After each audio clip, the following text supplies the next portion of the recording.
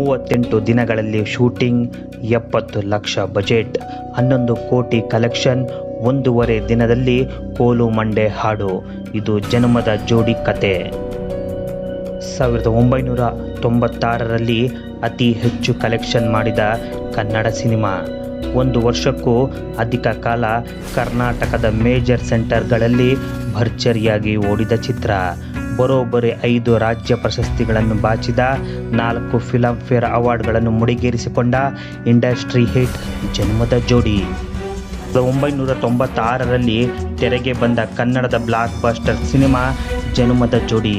ಶಿವರಾಜ್ ಕುಮಾರ್, ಶಿಲ್ಪಾ, ಪವಿತ್ರ ಲೋಕೇಶ್, ಮಂಡ್ಯ ರಮೇಶ್ರಂತಹ ದೊಡ್ಡ ತಾರಾ ಬಳಗ ಹೊಂದಿದ್ದ ಜನ್ಮದ ಜೋಡಿ ಸಿನಿಮಾ ಕಡಿಮೆ ಬಜೆಟ್ನಲ್ಲಿ ಕಡಿಮೆ ದಿನಗಳಲ್ಲಿ ತಯಾರಾಗಿದ್ದು. ಬಂಗಾರದ ಮನುಷ್ಯ ಆದಮೇಲೆ ಜನ್ಮದ ಜೋಡಿ ಚಿತ್ರ, ಜನ್ಮದ ಜೋಡಿ ಚಿತ್ರ ಆದಮೇಲೆ ಮುಂಗಾರು ಮಳೆ.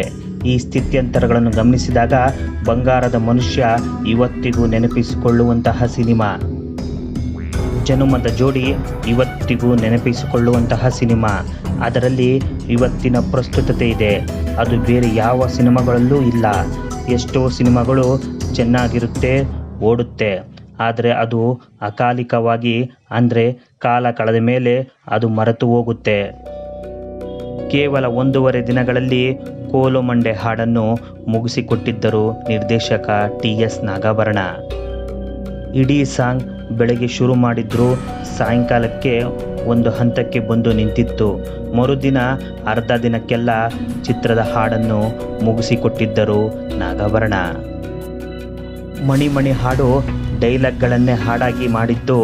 ಆ ಹಾಡಿಗೆ ಯಾರು ಹಾಡಬೇಕು ಎಂದಾಗ ಅದನ್ನು ಶಿವಣ್ಣನೇ ಹಾಡಲಿ ಎಂದು ಎಲ್ಲರೂ ಅಭಿಪ್ರಾಯ ವ್ಯಕ್ತಪಡಿಸಿದರು. ಮೊದಲು ಹಾಡಿಸಿ ನೋಡೋಣ ಎಂದಾಗ ಅಣ್ಣವರಿಗಂತೂ ಬಹಳ ಖುಷಿಯಾಗೋಯ್ತು. ಜನ್ಮದ ಜೋಡಿ ಸಿನಿಮಾ ಹುಬ್ಬಳ್ಳಿ, ಬೆಳಗಾವಿ, ಬಿಜಾಪುರ ಸೇರಿದಂತೆ ಹಲವು ಸೆಂಟರ್ಗಳಲ್ಲಿ ಬರೋಬ್ಬರಿ 365 ದಿನಗಳಿಗೂ ಹೆಚ್ಚು ಕಾಲ ಪ್ರದರ್ಶನ ಕಂಡಿತು. ಬೆಂಗಳೂರಿನಲ್ಲೇ ಕನಿಷ್ಠ 5 ಥಿಯೇಟರ್ಗಳಲ್ಲಿ ಜನ್ಮದ ಜೋಡಿ ಸಿನಿಮಾ ಸಿಲ್ವರ್ ಜೂಬ್ಲಿ ಪ್ರದರ್ಶನ ಕಂಡಿತು. ಸುಮಾರು 25 ಸೆಂಟರ್ಗಳಲ್ಲಿ ಜನ್ಮದ ಜೋಡಿ ಸಿನಿಮಾ 2 ವರ್ಷಗಳ ಕಾಲ ಯಶಸ್ವಿ ಪ್ರದರ್ಶನ ಕಂಡಿದೆ ಅಂದರೆ ನೀವು ನಂಬಲೇಬೇಕು. ಜನ್ಮದ ಜೋಡಿ ಸಿನಿಮಾ ಬರೀ ಕಲೆಕ್ಷನ್ನಲ್ಲಿ ಮಾತ್ರ ದಾಖಲೆ ಬರೆಯಲಿಲ್ಲ, ಹಲವು ಮೈಲಿಗಲ್ಲುಗಳನ್ನು ಸೃಷ್ಟಿಸಿತು. ಶಿಕಾಗೋ ಯೂನಿವರ್ಸಿಟಿಯಲ್ಲಿ ಜನ್ಮದ ಜೋಡಿ ಸಿನಿಮಾ ಒಂದು ಪಠ್ಯವಾಗಿತ್ತು. ಸರಿಯಾಗಿ 30 ವರ್ಷಗಳ ಹಿಂದೆ, ಅಂದರೆ 1996ರಲ್ಲಿ ತೆರೆಗೆ ಬಂದ ಕನ್ನಡದ ಸಾರ್ವಕಾಲಿಕ ಹಿಟ್ ಸಿನಿಮಾ ಜನ್ಮದ ಜೋಡಿ. ಅತಿ ಹೆಚ್ಚು ಕಲೆಕ್ಷನ್ ಮಾಡಿ ಹಲವು ದಾಖಲೆಗಳನ್ನು ನಿರ್ಮಿಸಿದ ಜನ್ಮದ ಜೋಡಿ ಸಿನಿಮಾ ಅಮೆರಿಕದ ಪ್ರತಿಷ್ಠಿತ ಶಿಕಾಗೋ ವಿವಿಯಲ್ಲಿ ಸಬ್ಜೆಕ್ಟ್ ಸಹ ಆಗಿತ್ತು. ಶಿಕಾಗೋ ಯೂನಿವರ್ಸಿಟಿಗೆ ನಮ್ಮ ಎಕಾನಮಿಸ್ಟ್ ಅವರು ಜನ್ಮದ ಜೋಡಿ ಸಿನಿಮಾ ನೋಡಿ ನನಗೆ ಕೇಳಿದರು, ನನಗೆ ಆ ಸಿನಿಮಾನೇ ಹೇಗಾದರೂ ಮಾಡಿ ಒಂದು ವಿಡಿಯೋ ಮಾಡಿ ಕೊಡಿ ಅಂತ. ಹಾಗೆಲ್ಲ ಇನ್ನೂ ವಿಡಿಯೋ ಬಂದಿರಲಿಲ್ಲ.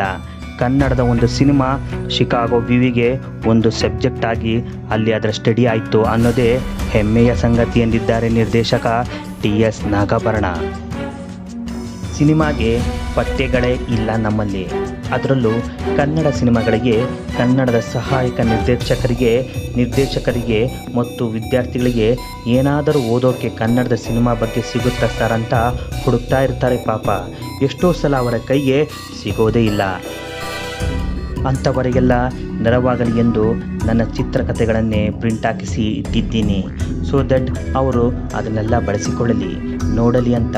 ಕಾರಣ ಯಾಕೆ ಅಂದರೆ ನಮಗೆ ಯಾವಾಗ ಪಠ್ಯಗಳು ಇರುವುದಿಲ್ಲವೋ ನಾವು ನಮ್ಮ ಸ್ವಂತ ಪಠ್ಯಗಳನ್ನೇ ಮಾಡೋಕ್ಕೆ ಶುರು ಮಾಡ್ತೀವಿ. ನಮ್ಮ ಸೀಮಿತ ಜ್ಞಾನದಲ್ಲಿ ಅಲ್ಲಿ ಅದನ್ನು ಓಕೆ ಮಾಡ್ತೀವಿ. ಇವತ್ತು ಆ ಥರ ಇಲ್ಲ. ಮೊದಲು ಆ ರೀತಿ ನಾವು ಒಂದು ಸಿನಿಮಾ ನೋಡಬೇಕು ಅಂದರೆ ಹುಡುಕಿಕೊಂಡು ಹೋಗಬೇಕಿತ್ತು ಎನ್ನಿದ್ದಾರೆ TS ನಾಗಾಭರಣ. ಇನ್ನು ಮಣಿ ಹಾಡು ಡೈಲಾಗ್ಗಳನ್ನೇ ಹಾಡಾಗಿ ಮಾಡಿದ್ದು. ಆ ಹಾಡಿಗೆ ಯಾರು ಹಾಡಬೇಕು ಎಂದಾಗ ಅದು ಡೈಲಾಗ್ ಶಿವಣ್ಣನೇ ಹಾಡಲಿ ಅಂತ ಆಯ್ತಂತೆ. ಅದು ಸ್ವರಬದ್ಧವಾಗಿ ಇರಬೇಕಿಲ್ಲ ಅಂತಲೂ ಅನಿಸಿತು. ಒಟ್ಟಿನಲ್ಲಿ ಜನ್ಮದ ಜೋಡಿ ಸಿನಿಮಾ ಬರೀ ಕಲೆಕ್ಷನ್ನಲ್ಲಿ ಮಾತ್ರವಲ್ಲ, ಹಲವು ಮೈಲಿಗಳನ್ನು ದಾಟಿ ಇತಿಹಾಸ ನಿರ್ಮಿಸಿತು.